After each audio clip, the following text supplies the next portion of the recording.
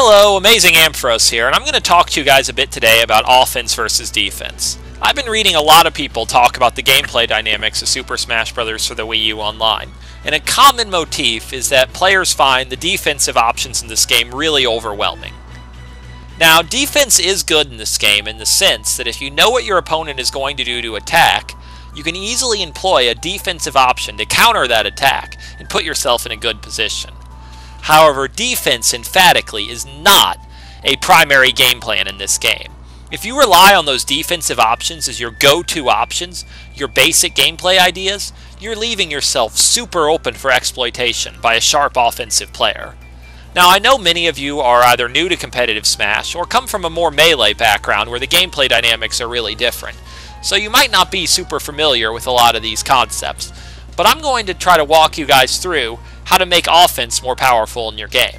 I have a lot of ground to cover, so I'm going to make this a two-part video series.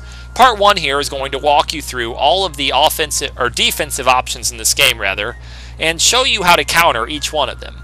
Part 2, which I'll put up later, is going to go into offense in more depth, talking about how to construct an effective offensive game plan that'll net you the wins. Before I can delve into the defensive game plans, though, I first have to talk a little bit about a couple core fighting game concepts. I'll try to keep it brief.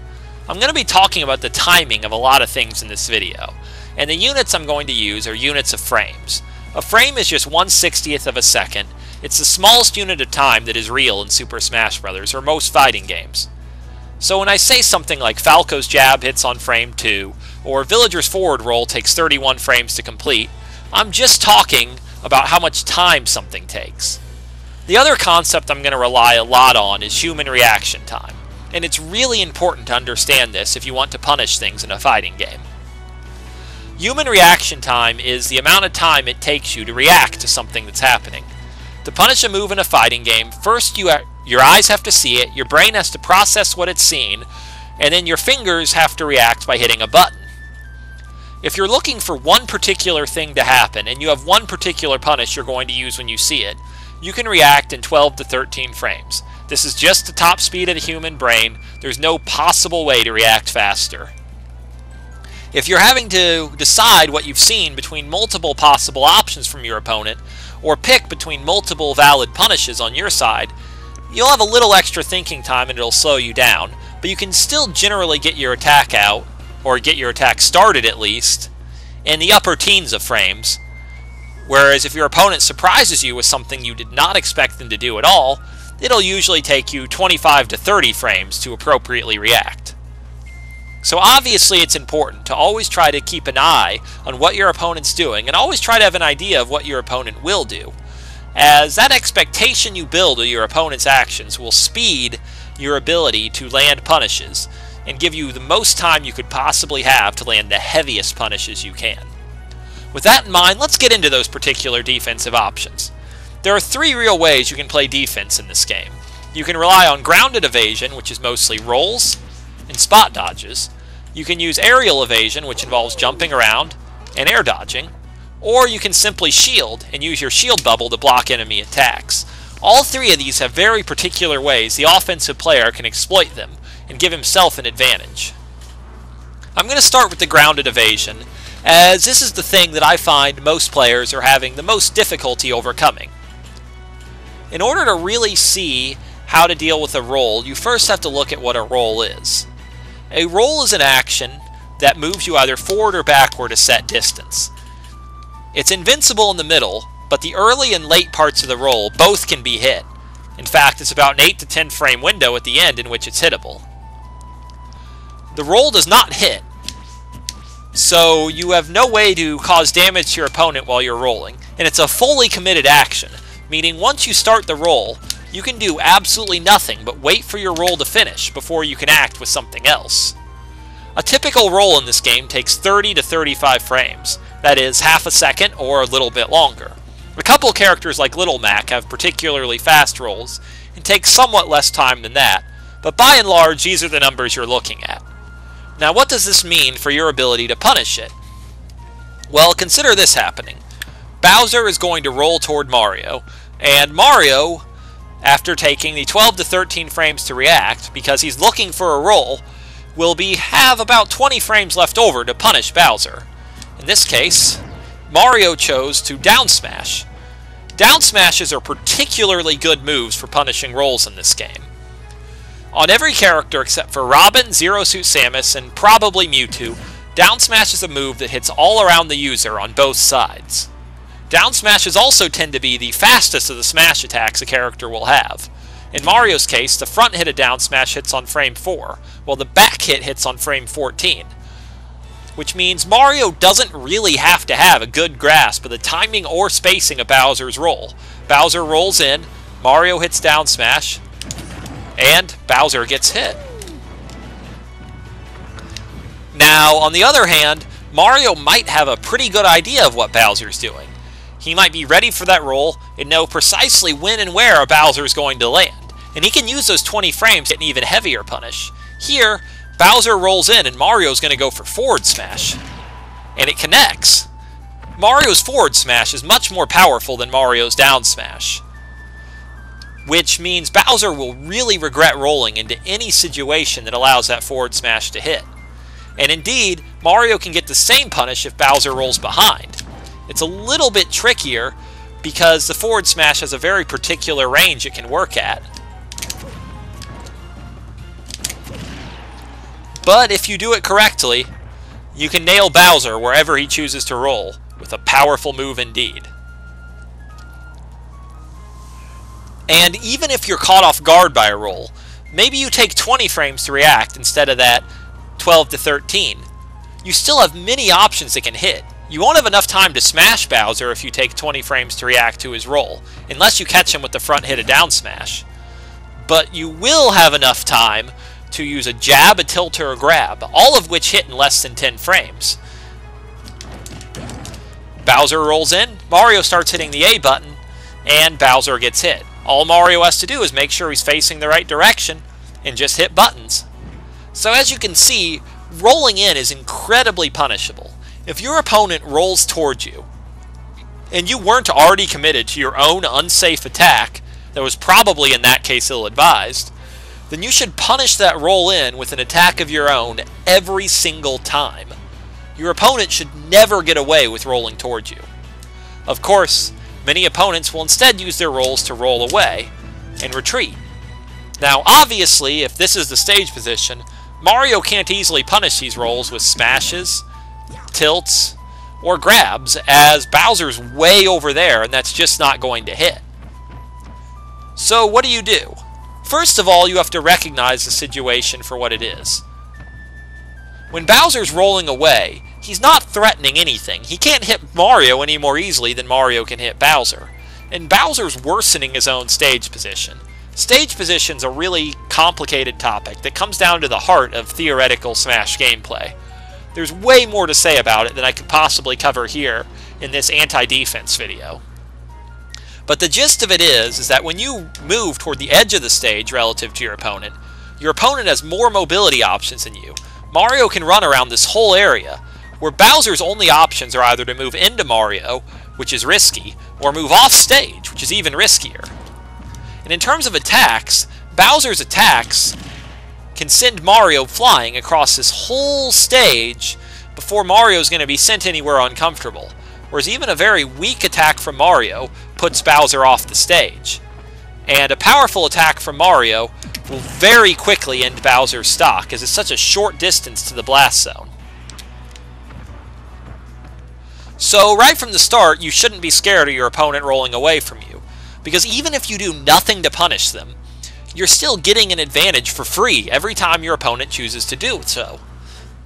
But it's about more than that. You actually can specifically punish it. The easiest way is just with a projectile. There you saw Bowser rolled away, and Mario threw a fast fireball. It only did 1%, but that was pretty much free damage. Mario took no risk, Bowser took 1% damage. And if I weren't using Mario, and I were instead using a character with stronger projectiles, like Link, Robin, or Rob, then I really could have put the hurting on Bowser in a situation that was completely of Bowser's own making. If I don't want to just throw projectiles, and I want to use a really offensive game plan, what I'm going to do instead is I'm going to run toward Bowser, and Bowser is going to try to roll away. If I can keep track of which controller's which. And then, after Bowser rolled away, Mario hit the A button to do a dash attack.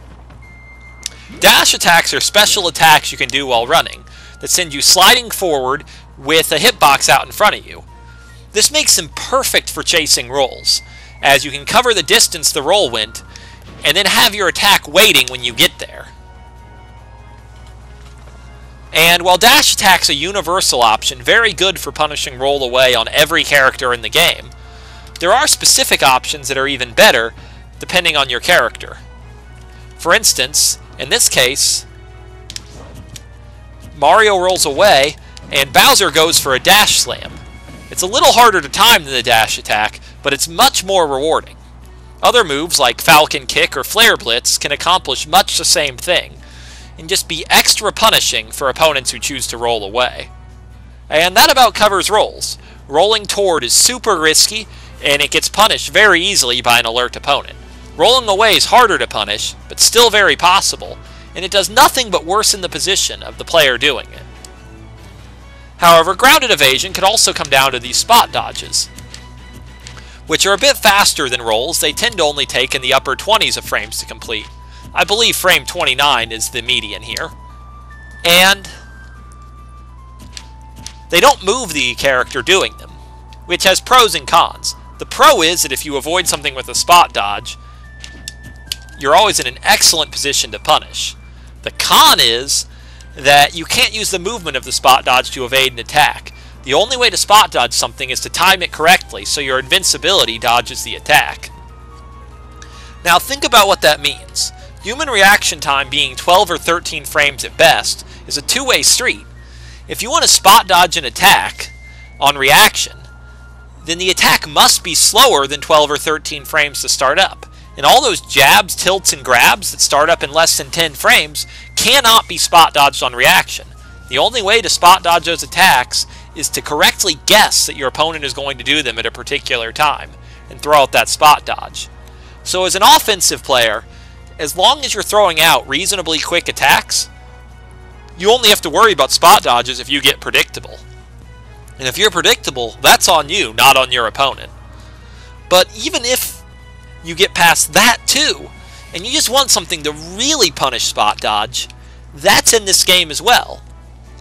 Spot dodges are only invincible for a fixed amount of time, which means that if your opponent uses some kind of attack that sticks around, your spot dodge is easily punished. Here, Bowser spot dodged Mario's jab, but Mario just kept holding A. As soon as Bowser's invincibility ends, Mario's jab hits, and Mario automatically does the full jab combo. It's a really easy free punish for Mario. This is the other way around. Bowser can't just hold A to do his jab over and over again. Bowser might or might not have good enough timing to hit with the second hit of his jab anyway. Here he did. Other times Mario might block. But Bowser could use other moves too. Any move that has hitboxes stick around works. Bowser's down tilt is excellent at this with his double claw swipe. Or, if Bowser can deal with the longer startup, Fire Breath will just eat the spot dodge alive. So spot dodging is a really risky game plan. You have to correctly guess when your opponent will attack, and even if you do, your opponent has to not choose one of the attacks that sticks around long enough to punish your spot dodge anyway, even though you correctly evaded. And hopefully hearing that, you all should be feeling a fair degree of confidence in your ability to counteract grounded defense. So what about aerial defense? Characters can move around a lot while jumping, and it's often easier to guess when to air dodge, because you just air dodge when your opponent moves close to you. In Brawl, this was actually one of the standard modes of gameplay, and it was the core reason defense was so powerful. But remember, air dodges do take about the same amount of time as rolls, somewhere in the 30s of frames. If you're following an opponent up into the air, either way, if you're following an opponent up into the air, they air dodge, you can throw out an attack after their air dodge to hit them easily, as long as you don't attack too early and make your attack predictable. Your other option is if your opponent jumps into the air and air dodges, that you can throw out a attack that persists. And it's really much too hard for me to do with two controllers, but as you can probably see, Mario's down aerial sticks around for a really long time. Even if Bowser air dodges the first couple hits, the last ones will surely connect. And like I said, that's how you had to deal with air dodges in Brawl. It's effective and potent, and you should still very much use it here. But a clever mobile opponent will make it a very difficult way to mount an offense. But that's where the new engine comes in. Air dodges in Super Smash Bros. For the Wii U have a property that's different from all the other Smash games. If you air dodge low to the ground, you have landing lag. On most characters, it's 22 frames of lag, which is a lot. During this landing lag, you can't do anything, not even block. Now think about what that means if you're trying to dodge attacks low to the ground. If Mario jumps and lands right in front of Bowser, but right before Mario lands, Bowser has his Fire Breath hit, what happens? If Mario doesn't air dodge, of course, he gets hit by the Fire Breath. What if Mario does air dodge? Well, in that case, Mario goes into his landing lag after he avoids the Fire Breath. This landing lag is a committed state, and Mario's unable to block. Bowser's Fire Breath's still hitting. Mario gets roasted. There is literally no option available to Mario if he lands in front of Bowser to avoid getting hit by the Fire Breath. While not every character has an option as thoroughly good as Bowser's Fire Breath at punishing landings, everyone can use the same basic principle. Stick out some attack in front of you that just sits on top of where your opponent will land, and they'll have no option but to get hit. Moves like Bowser's forward tilt that just have a lot of reach work nicely. Moves like Mega Man's forward smash or Shulk's forward smash can be just devastating in these situations. So now that you really see how you can deal with aerial evasion as well, either read air dodges and follow them in the air, either using persistent moves or well-timed punishes, or just punish their landing because there is no safe way to land in this game, we have to get down to the last and probably most powerful of the defensive options, which is simply shielding. Many attacks in Super Smash Bros. For Wii U are unsafe on block. Here, Mario shields Bowser's attacks, and Mario grabs immediately after blocking, because Bowser's jab combo is not safe on block. In fact, if you're able to correctly block a majority of your opponent's attacks, you'll almost surely win, as you can grab out a shield, or even use something even more powerful like your up special. However, there's a couple of flaws to this. Unlike in a traditional fighter, you cannot reasonably just hold shield. Your shield constantly shrinks as long as you hold it. Eventually it'll pop and put you into an extremely vulnerable shield broken state. And even more, while you're shielding, your options are limited. If you want to attack, you either have to drop shield, which takes a handful of frames, or you have to do specifically grab, up smash, or up special. If you hit a direction, you can only roll, spot dodge, or jump. You can't walk or run around, which really limits your mobility options. Just sitting there holding shield is obviously suicide in this game, and you'll rarely run into any competent player who actually does it. What's more common is that players will wait for you to attack, will shield your attack, and then will try to punish. Remember what I said about spot dodging earlier. In order to correctly block an attack in this way, you have to know when your opponent's going to attack. Either your opponent uses a slow move, like Bowser's forward smash, that you can see the startup on reaction and then block. Or alternatively, your opponent has to attack with a predictable timing. A jab or a tilt will start up in less than 10 frames. You can't react to it, but if you do know when your opponent's going to act, you can still very much block it. So as the aggressor, just mix up your timing. Use a variety of different moves that have a ton of different timings, and your opponent won't know precisely when to block. Also, don't always attack the second you move in range. If you walk forward and attack as soon as you're close enough, your opponent will know and will try to block. If you instead walk a little closer and hit, your opponent has to guess. If your opponent blocks too late, they get hit outright. If they block too early, they're in that same trap I discussed earlier, where they have the limited options from blocking, forcing them into a guessing game against your offense, where everything is stacked in your favor. Now, there's a lot more that could be said about counteracting defense. You really have to be familiar with your particular character and what they can do. Know your grab range, so you know how you can beat shields directly by running up and grabbing them. And know the startup on all your various moves, so you really know what in particular you can use to punish those rolls in and get the maximum reward you can. Every character is different, but every character in this game has the tools they need to overcome a defensive player and allow you to achieve victory through offensive means. Thank you for listening, and I look forward to seeing you guys next time when I really get into how you can put this offense together to have a winning game plan.